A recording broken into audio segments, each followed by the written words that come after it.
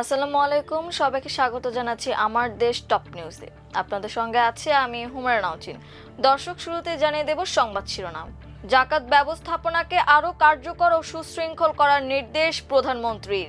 জ্বালানি তেল সংকটে দেশবাসীকে ধৈর্য ধরার আহ্বান জামায়াত আমিরের।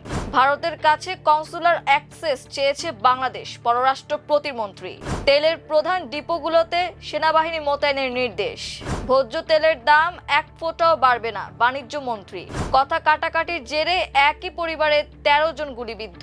দর্শক, শুনছিলেন সংবাদ শিরোনাম, এবারে বিস্তারিত। প্রধানমন্ত্রী তারেক রহমান দেশে জাকাত ব্যবস্থাপনাকে কিভাবে আরও কার্যকর ও সুশৃঙ্খল করা যায় সেই সম্ভাবনা খুঁজে বের করার নির্দেশ দিয়েছেন।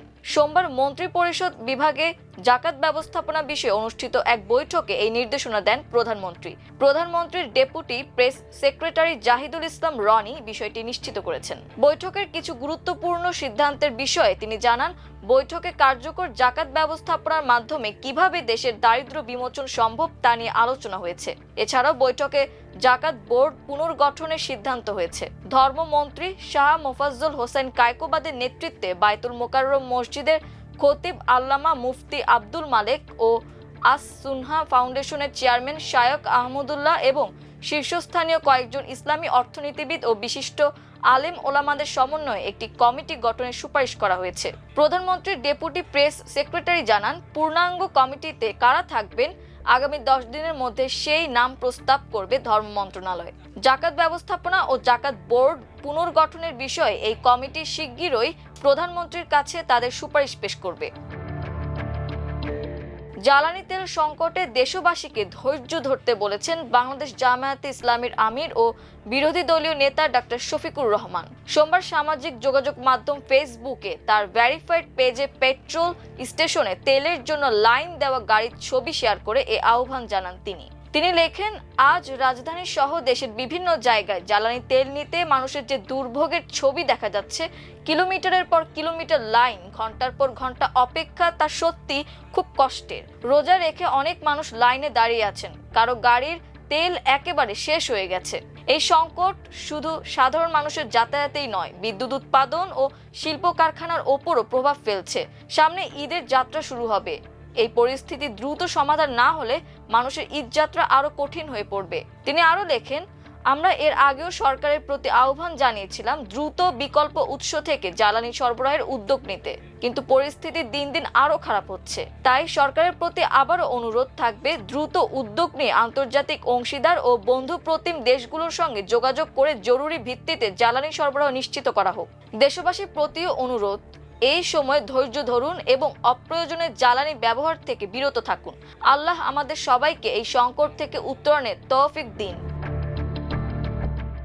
ইনকিলাব মঞ্চের মুখপাত্র শরীফ ওসমান হাদী হত্যার অভিযোগে ভারতের কলকাতায় আটক 2 বাংলাদেশিকে ফেরত চাওয়া হবে বলে জানিয়েছেন পররাষ্ট্র প্রতিমন্ত্রী শামা ওবায়েদ। সোমবার পররাষ্ট্র মন্ত্রণালয়ের সাংবাদিকদের এক প্রশ্নের জবাবে তিনি একথা জানান। পররাষ্ট্র প্রতিমন্ত্রী বলেন, গতকাল আমরা জানতে পেরেছি কলকাতা পুলিশ হাদী হত্যাকাণ্ডে সন্দেহভাজন হিসেবে 2 জনকে গ্রেফতার করেছে এবং তাদেরকে 14 দিনের রিমান্ডে নিয়েছে। কলকাতার উপকমিশনার ইতোমধ্যে যোগাযোগ করেছে। আমরা ভারতের কাছে কনসুলার অ্যাক্সেস চেয়েছি, কারণ আমাদের কাছে যে তথ্য আছে তা এখন পর্যন্ত যথেষ্ট নয়। কনসুলার অ্যাক্সেস পাওয়া মাত্রই আমরা সামনের দিকে এগোতে পারবো। ভারতের সাথে আমাদের বন্দি বিনিময় চুক্তি আছে। যদি আসামিরা শনাক্ত হয় তাহলে আমরা ভারত সরকারের সাথে বন্দি বিনিময় চুক্তির মাধ্যমে বন্দীদেরকে ফেরত আনার ব্যবস্থা করব। কতদিনের মাঝে ফেরানো সম্ভব তা সুনির্দিষ্ট করে বলতে পারেননি তিনি। তবে তিনি ব্যাখ্যা করে বলেছেন, এই কনসুলার অ্যাক্সেস পেলে বাংলাদেশের কর্মকর্তারা বন্দীদের পরিচয় যাচাই করতে পারবে। গত বছরের 12ই ডিসেম্বর দুপুরে ঢাকার পল্টনের বক্স কালভার্ট রোড ধরে রিকশা করে যাওয়ার সময় গুলিতে গুরুতর আহত হন ওসমান হাদী। এরপর গত 18ই ডিসেম্বর সিঙ্গাপুর জেনারেল হাসপাতালে চিকিৎসাধীন অবস্থায় তিনি মারা যান। জ্বালানি তেল নিয়ে উদ্ভূত পরিস্থিতিতে দেশের প্রধান তেলের ডিপোগুলোর নিরাপত্তা নিশ্চিতে সেনাবাহিনী মোতায়েনের নির্দেশনা দেওয়া হয়েছে। সোমবার এক বার্তায় বিদ্যুৎ, জ্বালানি ও খনিজ সম্পদ মন্ত্রণালয় জানায়, জ্বালানি তেল বিপণনে উদ্ভূত পরিস্থিতিতে দেশের বিভিন্ন ডিপো হতে কোনো ক্ষেত্রে ডিলারদের আকস্মিক বর্ধিত চাহিদা অনুযায়ী জ্বালানি তেল পাওয়া যাচ্ছে না বলে জানা যায়। ফলে জ্বালানি তেল বিপণন কোম্পানিগুলো চট্টগ্রাম মহানগরীর পতেঙ্গায় প্রধান স্থাপনা সহ প্রধান ডিপোগুলোতে অর্থাৎ খুলনা জেলার দৌলতপুর, সিরাজগঞ্জ জেলার বাঘাবাড়ি, নারায়ণগঞ্জ জেলার গোদনাইল ও ফতুল্লা, দিনাজপুর জেলার পার্বতীপুর এবং বরিশাল ডিপোতে অনাকাঙ্ক্ষিত পরিস্থিতি সৃষ্টির সম্ভাবনা রয়েছে বলে জ্বালানি তেল বিপণন কোম্পানির সূত্রে জানা যায়। দেশের জ্বালানি তেলের ডিপোগুলো কেপিআই ভুক্ত স্থাপনা হওয়ায় জরুরি ভিত্তিতে এর নিরাপত্তা নিশ্চিত করা প্রয়োজন। এ পরিপ্রেক্ষিতে বিপণন কোম্পানিগুলো উল্লিখিত স্থাপনার সার্বিক নিরাপত্তা নিশ্চিত করার লক্ষ্যে জরুরি ভিত্তিতে সেনাবাহিনী মোতায়েন প্রয়োজন। এমতো অবস্থায় উদ্ভূত পরিস্থিতিতে বিপণন কোম্পানিগুলো চট্টগ্রাম মহানগরীর পতেঙ্গায় প্রধান স্থাপনা, খুলনা জেলার দৌলতপুর, সিরাজগঞ্জ জেলার বাঘাবাড়ি, নারায়ণগঞ্জ জেলার গোদনাইল ও ফতুল্লা, দিনাজপুর জেলার পার্বতীপুর এবং বরিশাল ডিপোর নিরাপত্তা নিশ্চিত করার লক্ষ্যে সেনাবাহিনী মোতায়েনের পরবর্তী প্রয়োজনীয় ব্যবস্থা গ্রহণের জন্য অনুরোধ করা হলো। বাণিজ্য মন্ত্রী খন্দকার আব্দুল মুক্তাদির বলেছেন, বাজারে ভোজ্য তেলের পর্যাপ্ত মজুত রয়েছে, তেলের দাম এক ফোঁটাও বাড়ার সম্ভাবনা নেই।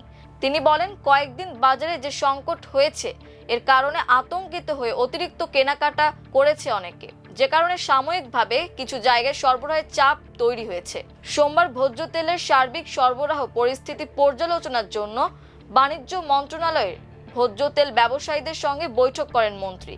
এরপর সাংবাদিকদের তিনি বলেন, গত কয়েকদিনে বিভিন্ন গণমাধ্যমে কোথাও ভোজ্য তেলের সংকট বা লিটারে 2 টাকা বেশি দামে বিক্রির খবর প্রকাশ হওয়ায় পরিস্থিতি পর্যালোচনা করতে এই বৈঠক হয়। বৈঠকে আমদানিকারক ও রিফাইনারি মালিকদের কাছ থেকে পাওয়া তথ্য অনুযায়ী বাজারে ভোজ্য তেলের পর্যাপ্ত মজুত রয়েছে। তবে কোথাও ভোক্তাদের আতঙ্কিত হয়ে বেশি কেনার প্রবণতার কারণে সাময়িকভাবে কিছু দোকানে মজুত শেষ হয়ে যেতে পারে। ভোক্তাদের উদ্দেশ্যে তিনি বলেন, আতঙ্কিত হয়ে বেশি কেনার কোনো প্রয়োজন নেই। বাজারে যেহেতু পণ্য আছে তাই অযথা প্রতিযোগিতা করলে অসাধু ব্যবসায়ীরা সুযোগ নিতে পারে। জ্বালানি তেলের মতো ভোজ্য তেলের ক্ষেত্রেও কোনো সংকট নেই। জ্বালানি তেল, গ্যাস বা ভোজ্য তেল কোনোটিতেই সংকট নেই।